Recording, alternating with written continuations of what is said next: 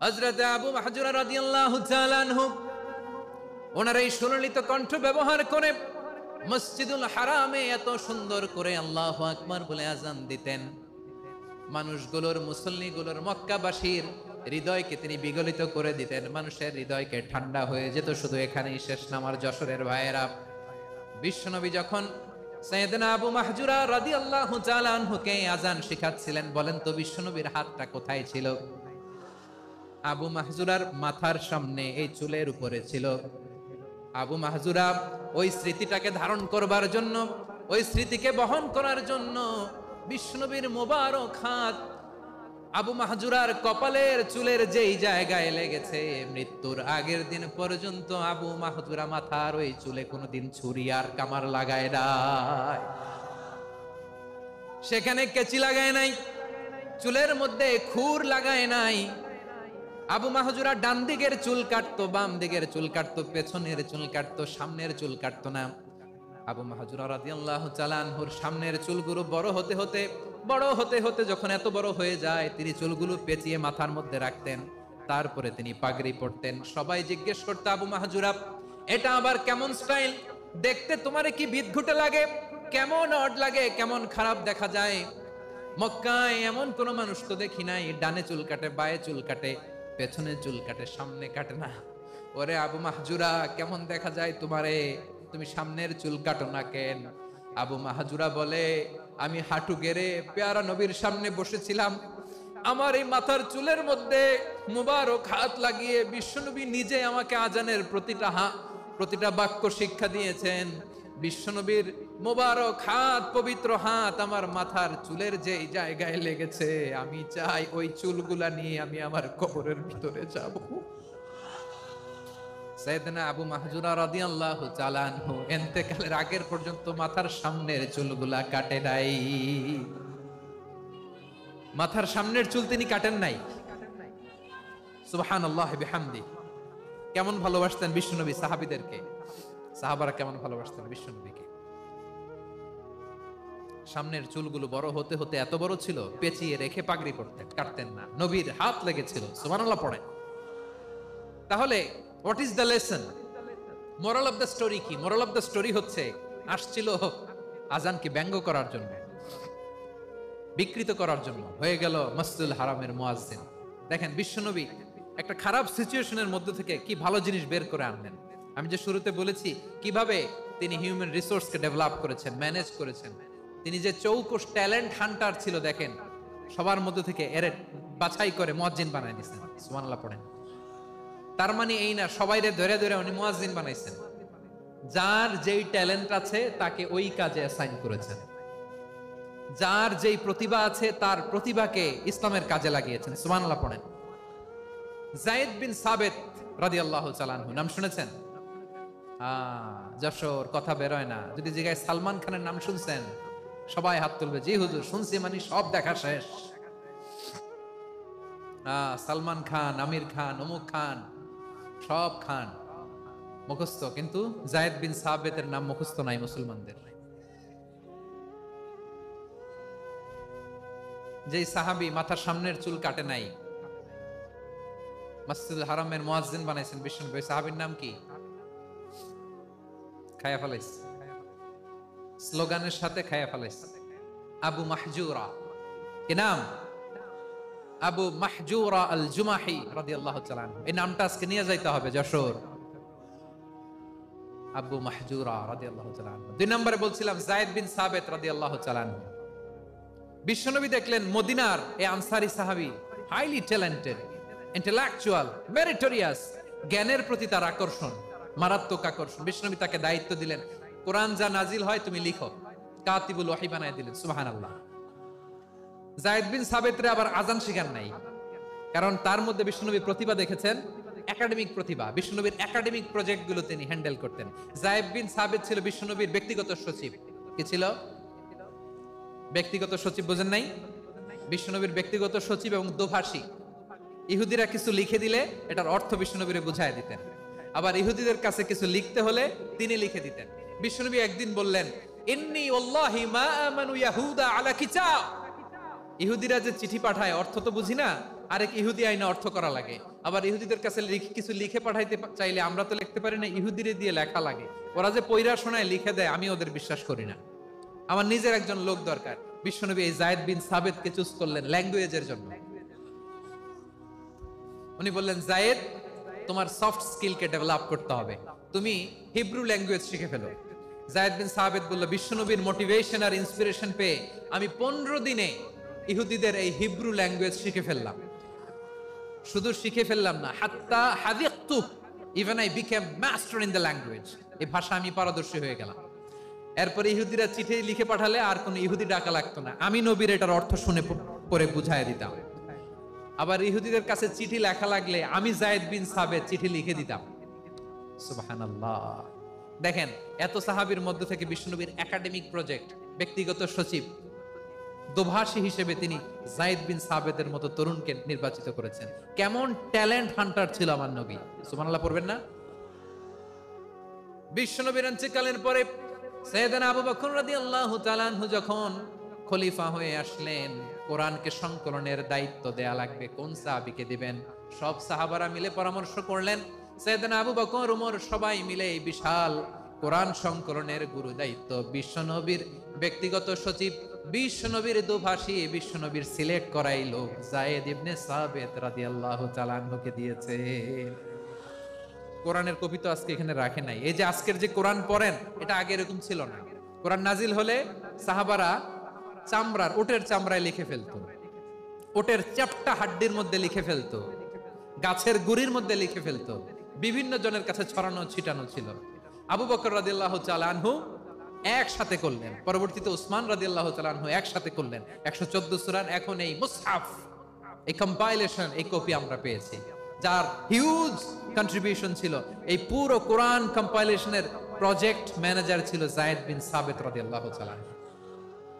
কোরআন কম্পাইলেশনের project manager. দেখেন, উনারে মাথায় হাত দিয়ে আজান শিখায় নাই। সুবহানাল্লাহ কইবেন না? তাহলে প্রথম সাহাবী আবু মাহজুরাকে মুয়াজ্জিন বানাইলেন, যায়েদ বিন সাবেতকে ব্যক্তিগত সচিব আর দোভাষী বানালেন, মুসআব ইবনে উমাইর রাদিয়াল্লাহু তাআলা আনহুকে ইসলামের প্রথম অ্যাম্বাসেডর বানালেন।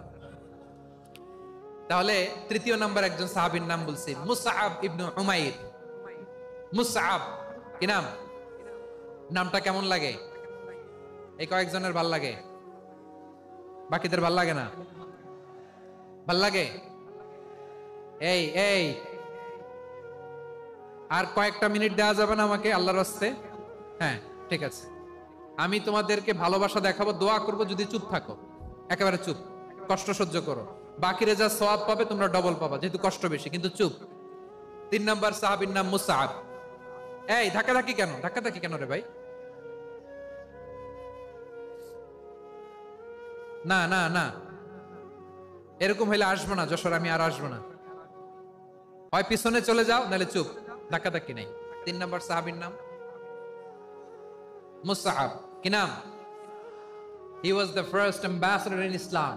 ইসলামের প্রথম ডিপ্লোম্যাট, প্রথম কূটনৈতিক, ইসলামের প্রথম কূটনৈতিক, ইসলামের প্রথম ডিপ্লোম্যাট, প্রথম অ্যাম্বাসেডর মুসআব ইবনে উমাইর। মক্কার তরুণ যুবক, উনি পারফিউম লাগাইলে মানুষ দেখলেই বুঝতো এটা মুসআব লাগাইছে। এমন ড্যাশিং ফেসের ছিল, এমন স্মার্ট ড্যাশিং ফেস, এমন পার্সোনালিটির মানুষ ছিল মুসআব রাদিয়াল্লাহু তাআলা। কারণ যিনি ইসলামের স্পোকম্যান হবেন, মুখপাত্র হবেন, তার স্মার্ট হওয়ার দরকার আছে না নাই? আকাবার প্রথম শপথ যখন হলো, তাদের সাথে বিষ্ণু ঈসা ইসলাম মদিনাতে একজন মুখপাত্র পাঠালেন, ডিপ্লোম্যাটকে পাঠালেন, অ্যাম্বাসেডর অফ ইসলাম, তিনি হচ্ছেন মুসআব ইবনে উমাইর। পড়েন সুবহানাল্লাহ। বিশ্বনবী দেখলেন সে অনেক স্মার্ট, তার ডেডিকেশন আছে, সিনসিয়ারিটি আছে, এবং মদিনায় যে আউস খাজরাজ গোত্রের নেতাদের সাথে ডিল করতে হবে, ইহুদিদের সাথে ডিল করতে হবে, ওখানে একজন পাক্কা জানু খেলোয়াড়ের দরকার আছে না নাই? মুসআব ইবনে উমাইর রাদিয়াল্লাহু তাআলা আনহু, ওনাকে বিষ্ণু ঈসা ইসলাম চুজ করলেন। এবং বিষ্ণু ঈসা ইসলামের এই চুজিংটা, এই সিলেকশনটা এত সুন্দর ছিল, তিনি মদিনাতে যে বিশ্বনবী আসার আগেই মদিনার জমিনকে তিনি উর্বর করে ফেলছেন। প্রতিটা ঘরে ঘরে কালিমার দাওয়াত তিনি পৌঁছায় দিয়েছেন। জুমার বিধান নাজিল হয়েছে, কিন্তু মক্কায় পরিবেশ নাই জুমা পালনের। বিষ্ণু ঈসা ইসলাম একজনকে দিয়ে খবর পাঠালেন, যাও মদিনায় মুসাবকে যে বলো, মুসাব তো আমার শিক্ষক, আমার স্পোকম্যান, মদিনাতে যেন তারা জুমা কায়েম করে। বিশ্বনবীর আগেই মুসআব মদিনার মুসলিমদেরকে নিয়ে মদিনায় প্রথম জুমা কায়েম করে ফেলছে। কোন সুবহানাল্লাহ। ডিপ্লোম্যাটদের কেমন হইতে হয়, অ্যাম্বাসেডারের কেমন হইতে হয়, মুসআব রাদিয়াল্লাহু তাআলা আনহুর কাছ থেকে শিখে নাও। মুসআব নামটা কেমন লাগে? যশোর যাদের সন্তান হবে, ছেলে সন্তান, আমার রাস্তায় পাইলে সবাই জিজ্ঞেস করে, হুজুর একটা নাম দেন, আমার ছেলে হবে। যশোরবাসীর জন্য আমি একটা নাম দিয়ে দিলাম, নাম রাখতে হবে মুসআব। কি নাম? নামটা যাদের ভাল লাগে, ছেলে সন্তান অনাগত আসবে, মনে চাইলে নাম রেখে দিবেন মুসআব রাদিয়াল্লাহু তাআলা আনহুর নামে মুসআব। তাহলে মুসআব রাদিয়াল্লাহু তাআলা আনহুকে বিশ্বনবী ল্যাঙ্গুয়েজ শিখান নাই, সফট স্কিল শিখান নাই। যায়েদ রাদিয়াল্লাহু তিনি হিব্রু ল্যাঙ্গুয়েজ শিখেছেন, সুরিয়ানি শিখেছেন, কিন্তু মুসআবকে তিনি বানিয়েছেন the spokesman of Islam, the first diplomat, the ambassador of Islam. সুবহানাল্লাহ পড়বেন না? আব্দুল্লাহ ইবনে আব্বাস রাদিয়াল্লাহু তাআলা আনহু বিশ্বনবীর কাজিন, চাচাতো ভাই। আবার মাইমুনা রাদিয়াল্লাহু তাআলা আনহু, মাইমুনা নবীর স্ত্রী, তিনি ছিলেন আব্দুল্লাহর আপন খালা। তো নবীর বউ যদি ওনার খালা হয়, নবী তার কি? বুঝে নাই, নবী তার কি? খালু। তাহলে সম্পর্ক অনেক গভীর, কাজিন আবার খালু। ছোট্ট মানুষ, তাই রাতে মাঝে মাঝে ঘরে থাকতো। বিশ্বনবী দেখলেন আব্দুল্লাহ যেহেতু আমার ঘরে ঢুকতে পারে, আব্দুল্লাহরে এই উম্মতের বড় শিক্ষাবিদ বানাইতে হবে। কথা বোঝে নাই? আব্দুল্লাহকে কি বানাইতে হবে? শিক্ষাবিদ, এডুকেটর অফ দিস উম্মাহ, এই উম্মার শিক্ষাবিদ বানাইতে হবে। তাই আব্দুল্লাহ ইবনে আব্বাসকে বিশ্বনবী হাতে কলমে শিক্ষা দিয়েছেন। আহারে, আর এরপরে যে কি ভাষা আসবে তোমাদের জন্য আমার মুখ থেকে আমি নিজেও জানি না, আমি নিজেও জানি না। 1 ঘন্টা যাবত ধাক্কা ধাক্কি মারামারি। তো আসতে বলছে কে তোমাকে? পেছনে চলে যাও, জায়গা না পেলে। পুরো প্রোগ্রামটাই নষ্ট করে দিল।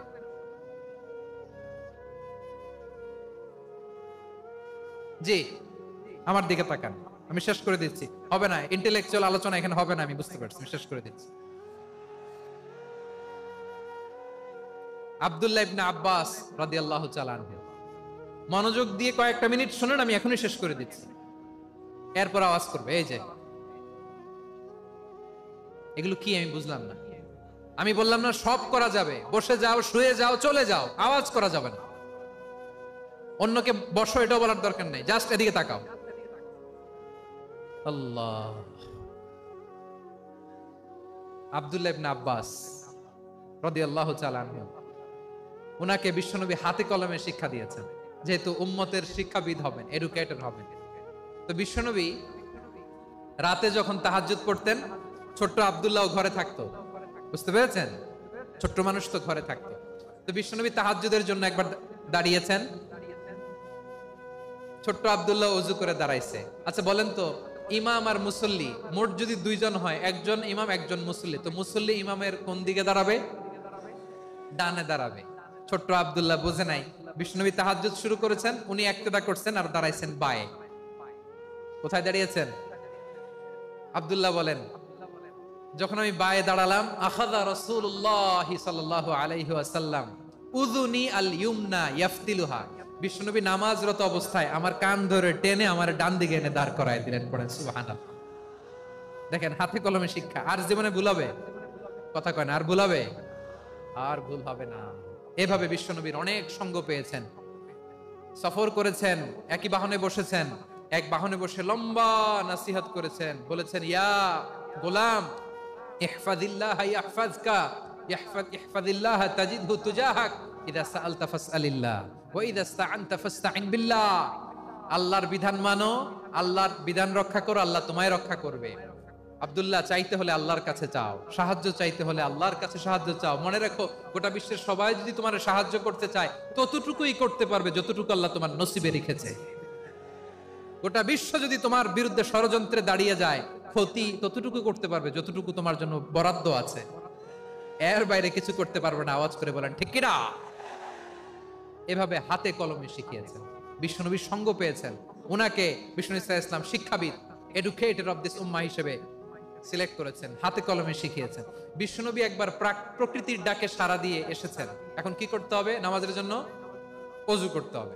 বিশ্বনবী এসেই দেখেন অজুর বদনায় পানি ভরা, খুশি হয়ে গেলেন, বললেন, কে রেখেছে পানি? একজন বলল আব্দুল্লাহ রেখেছে। বিশ্বনবী অত্যন্ত খুশি হলেন, খুশি হয়ে একটা দোয়া করলেন, বললেন আল্লাহুম্মা ফাক্কিহু ফিদ্দীন ওয়া আল্লিমহু তা'ওয়ীল। আল্লাহ তুমি আব্দুল্লাহকে দ্বীনের বুঝ দিও আর কোরআনের তাফসীর শিক্ষা দিও। বিশ্বনবীর এই দোয়া এমন লাগছে, উনি রাইসুল মুফাসসিরিন, এই পৃথিবীতে যত মুফাসসির ছিল, যত মুফাসসির আসবে, সকল মুফাসসিরের সম্রাট হিসেবে স্বীকৃত হয়েছেন আব্দুল্লাহ ইবনে আব্বাস। বিশ্বনবী ওনারে আজান শিখান নাই, বিশ্বনবী ওনারে ল্যাঙ্গুয়েজ শিখান নাই, বিশ্বনবী ওনারে অ্যাম্বাসাডর বানান নাই, হাতে কলমে শিক্ষা দিয়েছেন। ছোট্ট মানুষ, বিশ্বনবী ইন্তেকাল করলেন। আবু বকরের সময় গেল, ওমরে ফারুকের খেলাফত, তখনও তিনি তরুণ। ওমরে ফারুক রাদিয়াল্লাহু তাআলা আনহু ওনার ক্যাবিনেট মিনিস্ট্রির বৈঠকে এই আব্দুল্লাহ ইবনে আব্বাসকে পাশ দিয়ে বসায় রাখতেন। বয়স্ক সাহাবারা এটা পছন্দ করতো না। তারা বলতো ঘটনা কি, আব্দুল্লাহর মতো ছেলে নাতি আমাদের আছে, এরা কেন রাখে ওমরে ফারুক? ওমরে ফারুক এটা টের পেলেন, তিনি বুঝতে পারলেন যে ক্যাবিনেট মেম্বাররা এটা পছন্দ করে না, ছোট্ট আব্দুল্লাহরা কেন রাখি, কেন যে রাখি এটা একদিন বুঝাবো। একদিন মিটিং এ তিনি সবাইকে বললেন, ইদা জাআ নাসরুল্লাহি ওয়াল ফাতহ। এই আয়াত দ্বারা উদ্দেশ্য কি বলেন তো মুরব্বী সাহাবীরা? এক সাহাবী বলেন, এই সূরা দ্বারা উদ্দেশ্য, আল্লাহ বলেছেন আমাদেরকে বিভিন্ন ল্যান্ড, বিভিন্ন এলাকা বিজয় করতে হবে। ওমরে ফারুক বললেন না, হয়নি। আরেকজন বললেন, বিজয় হওয়ার পর আমাদের বেশি বেশি আল্লাহর বরত্বের ঘোষণা দিতে হবে, এটা উদ্দেশ্য। ওমরে ফারুক বললেন না, হয় নাই। যারে জিজ্ঞেস করেন কেউ পারে না। সব শেষে বিশ্বনবী ছোট্ট আব্দুল্লাহরে বলেন, আব্দুল্লাহ ইদা জাআ নাসরুল্লাহি ওয়াল ফাতহ, এর দ্বারা উদ্দেশ্য কি বলো তো? ছোট্ট আব্দুল্লাহ বলেন, হুয়া আজালু রাসূলিল্লাহ। এই আয়াত দ্বারা বিশ্বনবীর বিদায়কে উদ্দেশ্য নেওয়া হয়েছে। ওমরে ফারুক বলেন, হাযা হুয়া, এটাই তো সঠিক উত্তর, এটাই সঠিক তাফসীর এই আয়াতের। কারণ ইদা জাআ নাসরুল্লাহি ওয়াল ফাতহ, যখন আল্লাহর সাহায্য আর বিজয় আসবে, ওয়া রাআইতান নাসা ইয়াদখুলুনা ফি দীনিল্লাহি আফওয়াজা, আপনি দেখবেন দলে দলে, ঢলে ঢলে, বানের পানির মতো মানুষ ইসলামের দিকে ঢুকতেছে, ইসলামের বিজয় হয়েছে। তো ইসলামের বিজয়ের মিশন নিয়ে নবী আসছে, বিজয়ী যখন হয়ে গেছে, এখন তো নবীর বিদায় হবে। জোরে বলেন ঠিক কিনা? কোন সাহাবী এই সূক্ষ্ম কথাটা ধরতে পারে নাই, ওই আব্দুল্লাহ ছাড়া। আব্দুল্লাহ যখন উত্তর দিছে, সব সাহাবীদের টনক নড়েছে। এরপর থেকে কোন ক্যাবিনেট মিটিং এ আর কোন সাহাবারা কোনো প্রশ্ন করে নাই, আওয়াজ করে পড়েন সুবহানাল্লাহ। বিশ্বনবী আব্দুল্লাহ ইবনে আব্বাসকে দ্য এডুকেটর অফ দ্য উম্মাহ, উম্মার শিক্ষাবিদ হিসেবে গ্রহণ করেছেন। আওয়াজ করে পড়তে হবে আল্লাহু আকবার। সাহাবীদের নামগুলো মনে থাকবে? এক নম্বরে আবু মাহজুরা, মুয়াজ্জিন বানাইছেন। যায়েদ ইবনে সাবিত, দোভাষী, ট্রান্সলেটর অফ প্রফেট, এবং তিনি ছিলেন বিশ্বনবীর ব্যক্তিগত সচিব। মুসআব ইবনে Umair, the first ambassador and diplomat of Islam. Abdullah ইবনে আব্বাস, এই উম্মার সবচেয়ে বড় এডুকেটর, শিক্ষাবিদ। আরেকজন ছিল আব্দুল্লাহ ইবনে মাসউদ রাদিয়াল্লাহু তাআলা আনহু। দুই আব্দুল্লাহ, আব্বাস গেল, আরেকজন হচ্ছে মাসউদ। মক্কার তরুণ, ছাগল পালতো মুশরিকের। বিশ্বনবী আর আবু বকর রাদিয়াল্লাহু তাআলা আনহু একবার গেলেন, যে দেখে এই তরুণ দাঁড়ায় আছে। বিশ্বনবী বলেন, আমি খুব ক্ষুধার্ত, তোমার কাছে কি দুধ আছে ছাগলের? আব্দুল্লাহ ইবনে মাসউদ বলে, আছে। ওয়ালাকিন আনা মু'তামান, যে দুধ আছে এটা আমানতের, আমি দিতে পারবো না। বিশ্বনবী এইটা শুনেই তার টার্গেট করে ফেলছে। আনা মু'তামান, দুধ আছে কিন্তু এটা আমার মালিকের, আমি তো দরদ দেখাই, আমার মালিকের দুধ আপনি পথিক, আপনারে দিতে পারি না। বিশ্বনবী টার্গেট করে ফেলছেন, এরে আমার কাজে লাগাইতে হবে। বিশ্বনবী বলেন, আচ্ছা ঠিক আছে, দুধ দিও না, কিন্তু এমন ছাগি আছে কিনা যেই ছাগির সাথে কোনো ছাগলের মিলন হয় নাই, তার ওলানে দুধও আসে নাই, বাচ্চাও নাই, এরকম ছাগির থেকে যদি আমি দুধ খাই তাহলে তো সমস্যা নাই। বলতেছে, এরকম ছাগির থেকে দুধ খাইলে সমস্যা নাই, কারণ এরকম ছাগির ওলান থেকে দুধ আসবেও না। বলতেছে, ঠিক আছে, এরকম একটা ছাগি নিয়ে আস। নিয়ে আসা হলো। বিশ্বনবী বিসমিল্লাহ বলে ওই ছাগির ওলানে হাত দিলেন। হাত দিতে দেরি, পুরো ওলানটা দুধে ভরে যেতে দেরি হয় না। বিশ্বনবী আর আবু বকর রাদিয়াল্লাহু তাআলা আনহু দহন করে পেট ভরে খেলেন। এই দৃশ্য আব্দুল্লাহ ইবনে মাসউদের হৃদয়ে দাগ কাটলো। এই মুজিজা দেখে তিনি বললেন, আশহাদু আল্লা ইলাহা ইল্লাল্লাহ ওয়া আশহাদু আন্না মুহাম্মাদুর রাসূলুল্লাহ। তিনি ষষ্ঠ মুসলিম ছিলেন, 6 নম্বর মুসলমান। ওনাকে টার্গেট করে বিশ্বনবী দেখলেন এমন ইন্টেলেকচুয়াল ব্রেন, উনি সূক্ষ্ম সূক্ষ্ম জিনিস বুঝে বেশি, ফিকহি জ্ঞান ওনার মধ্যে বেশি। বিশ্বনবী ওনাকে কোরআনের জ্ঞান শিক্ষা দিতে লাগলেন। উনি বিশ্বনবী সবার কাছে কোরআন শোনায়, কিন্তু বিশ্বনবী নিজে আব্দুল্লাহ ইবনে মাসউদের কাছ থেকে কোরআন শুনতো। বিশ্বনবী একবার বললেন, ইকরা আলাইয়া ইয়া মাসউদ। ইবনে মাসউদ, একবার শোনাও তো কোরআন দেখি। আব্দুল্লাহ ইবনে মাসউদ বলে, আকরাউ আলাইকা ওয়া আলাইকা উনজিল। নবী, আপনার উপর কোরআন নাজিল হয় আর আমি আপনার সামনে কোরআন পড়বো। বিশ্বনবী বললেন, ইন্নী উহিব্বু আন আসমাআহু মিন গায়রি। আমি নিজে পড়তে যেমনি ভালোবাসি, অন্যে পড়ুক আমি শুনবো, এটাও আমি ভালোবাসি। সূরা নিসা তিনি তেলাওয়াত করে শুনিয়েছেন। এমন সূক্ষ্ম সূক্ষ্ম বিষয় বিশ্বনবী উনাকে ধরিয়ে দিয়েছেন, উনি হয়ে গিয়েছেন আব্দুল্লাহ ইবনে আব্বাস হয়েছেন রাইসুল মুফাসসিরিন, উনি হয়ে গিয়েছেন ফাকিহুল উম্মাহ। ওনার চাইতে বড় ফকি এই পৃথিবী আর দেখবে না, চিল্লায় বলেন সুবহানাল্লাহ। উনি বলতেন ওয়াল্লাহি ওয়াল্লাহি ইল্লাযী লা ইলাহা গায়রু মা উনজিলাত সূরাতুন ইল্লা ওয়া আনা আ'লামু আইনা উনজিলাত ওয়া ফীমা উনজিলাত। বিশ্বনবী এমন ভাবে কোরআনের দার্স আমাকে দিয়েছেন, কোরআনে যত সূরা নাজিল হয়েছে, যেখানে নাজিল হোক না কেন আমি জানি এটা কোথায় নাজিল হয়েছে এবং কোন প্রেক্ষাপটে নাজিল হয়েছে। এমন একটা সূরা নাই যে সূরার কোথায় নাজিল হয়েছে আমি মাসুদের জানা নাই, কোন প্রেক্ষাপটে নাজিল হয়েছে আমার জানা নাই। এরকম ঘটবে না, চিল্লায় বলেন আল্লাহু আকবার। এই আব্দুল্লাহ ইবনে মাসউদ রাদিয়াল্লাহু তাআলা আনহু ওমর ফারুকের সময় কুফার চিফ জাস্টিস ছিলেন। কুফা নগরীর চিফ জাস্টিস, চিফ জাস্টিস বুঝেন নাই? বিচারপতি। কি ছিলেন? সবাই বলে নাই কি ছিলেন? বিচারপতি ছিলেন। এবং ওনার যে ফিকহি জ্ঞানের ধারা, এটাই আলকামা, ইব্রাহিম আন-নাখাই, হাম্মাদ ইবনে সুলাইমান হয়ে ইমাম আবু হানিফা পর্যন্ত পৌঁছেছে। এবং ওনার ফিকহি জ্ঞানের ধারাই হানাফি মাযহাবে অ্যাকসেপ্ট হয়েছে। আজও এগুলো হানাফি মাযহাবে চর্চিত হয়। হানাফি মাযহাবের সব ফিক আব্দুল্লাহ ইবনে মাসউদের ফিকহি জ্ঞানের ধারা থেকে নেওয়া হয়েছে, চিল্লায় পড়েন সুবহানাল্লাহ। তাহলে উনাকে বিশ্বনবী বানিয়েছেন জুরিস্ট, জুরিস্ট, আইনবিদ, ফাকিহ। উনারে আজান শিখান নাই। হিউম্যান রিসোর্স ডেভেলপমেন্ট কিভাবে করবেন, মানব সম্পদের উন্নয়ন কিভাবে করতে হয়, কিভাবে যার যেখানে প্রতিভা কাজে লাগাতে হয় উনি দেখিয়েছেন। সুবহানাল্লাহ পড়বেন না? খালিদ বিন ওয়ালিদ নাম শুনছেন? কে কে শোনেন নাই হাত তোলেন। কি ছিলেন? বীর যোদ্ধা, বীর যোদ্ধা ছিলেন খালিদ বিন ওয়ালিদ। কিন্তু তিনি ইসলাম ধর্ম গ্রহণ করেছেন অনেক দেরিতে, 8ম হিজরিতে। তার মানে 8ম হিজরির আগে উনি মুশরিকদের পক্ষে লড়াই করেছেন। উনার হাতে কত মুসলিম সাহাবী যে নিহত হয়েছে হিসাব নাই। বিশ্বনবী টার্গেট করে রাখছে, তুমি আমাদের মুসলিমদের এত ক্ষতি করলা, তুমি যখন মুসলমান হবা তোমারে দিয়ে আমি এমন কাম করামু যে এটা আর কেউ করতে পারবে না। সুবহানাল্লাহ নাই? যশোর ক্লান্ত হয়ে গেছে।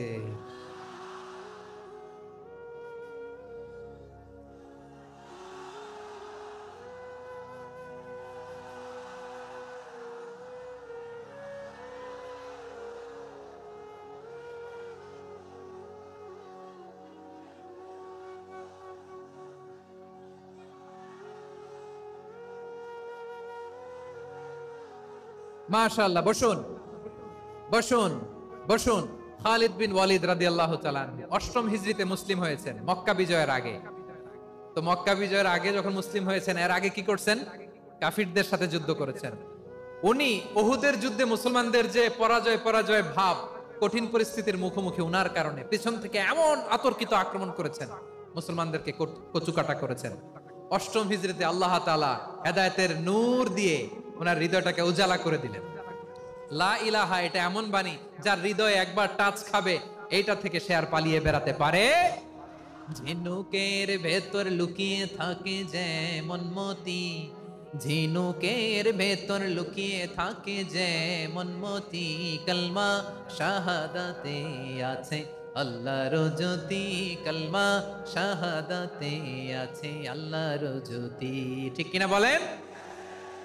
মক্কা বিজয়ের আগে মুসলিম হলেন, হওয়ার পরেই বিশ্বনবীর টার্গেট ফুলফিল হলো। ওই যে টার্গেট করে রেখেছেন আর দোয়া করেছেন, খালিদ বিন ওয়ালিদ যদি মুসলিম হয় তাকে আমি মিলিটারি চিফ বানাবো। ওনাকে আজান শিখান নাই, ওনারে কান ধইরা নামাজের এই মাথা থেকে ওই মাথা আনান নাই, ফিকহি কোরআনের সূক্ষ্ম তাফসীর ওনারে শিখান নাই, অ্যাম্বাসেডর বানান নাই। বিষ্ণু ইসলাম উনাকে সামরিক অভিযানে প্রেরণ করেছেন। সামরিক অভিযানে তিনি প্রেরণ করেছেন। উনার জীবদ্দশায় উনার নেতৃত্বে যতগুলো যুদ্ধ হয়েছে, একটা যুদ্ধেও তিনি পরাজয় বরণ করেন নাই। ওমরে ফারুকের সময়কালে তিনি চিফ অফ মুসলিম মিলিটারি, মানে মুসলিম সেনাপতি হয়েছেন। যশোর আওয়াজ করো, ঠিক কিনা বলো? সেনাপতি, মুসলিম সেনাপতি।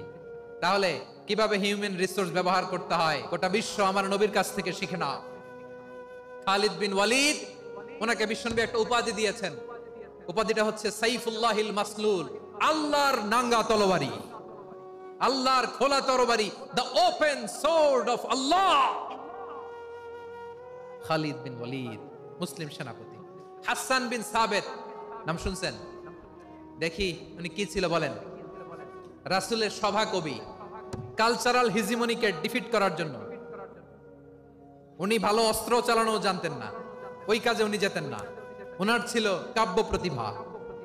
কাব্য প্রতিভা, কাফিররা কবিতা দিয়ে নবীকে গালি দিত। বিশ্বনবী বলতেন, ইয়া হাসান আজিব আন রাসূলিল্লাহ, তুমি নবীর হয়ে কাফেরদের এই কথাগুলোর জবাব দাও। বিশ্বনবীর একটা মিম্বার ছিল, বিশ্বনবীর মিম্বারের পাশাপাশি মসজিদে নববীতে এই হাসান বিন সাবেতের জন্য বিশ্বনবী একটা স্পেশাল মিম্বার বানিয়ে দিয়েছেন। এখান থেকে তুমি জবাব দাও। এবং বিশ্বনবী বলেছেন, আল্লাহুম্মা আইয়িদহু বিরূহিল কুদুস। আল্লাহ, হাসান আমার পক্ষে জবাব দেয়, তুমি জিব্রাইল মারফত তাকে সাহায্য পাঠাইয়া দিও। রাসূল সাল্লাল্লাহু আলাইহি ওয়াসাল্লামের সভা কবি, the poet of the prophet, নবীর কবি। উনি কবিতা দিয়ে, এমন উচ্চাঙ্গের ভাষায় কবিতা দিয়ে তিনি জবাব দিতেন, কাফিরদের গা শিহরে যেত, তাদের হৃদয়ে আগুন ধরে যেত। তাহলে এরকম কবিরও দরকার আছে না নাই? এখন যাকে আল্লাহ দিছে কাব্য প্রতিভা, এরা যদি আপনি যুদ্ধের ময়দানে পাঠান হবে? যারে দিছে সুরেলা গলা, এরা যদি অ্যাম্বাসেডর বানান হবে না।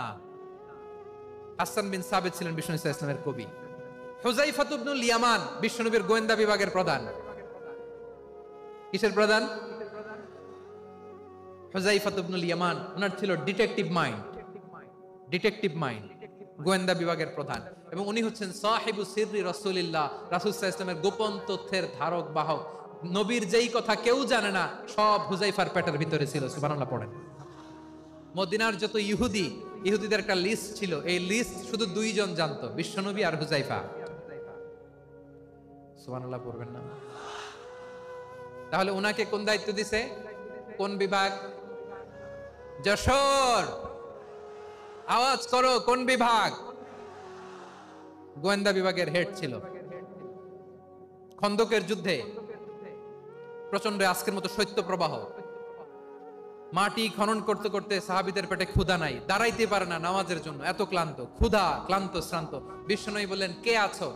এই কঠিন শীত, এই ভয় আর ক্ষুধার মধ্যেও খন্দকের পরীক্ষার টপকে শত্রু শিবিরে যে আমাকে তথ্য দিবা, কে আছো? কারো গায়ে শক্তিই নাই যে দাঁড়াবে, কেউ দাঁড়ায় না।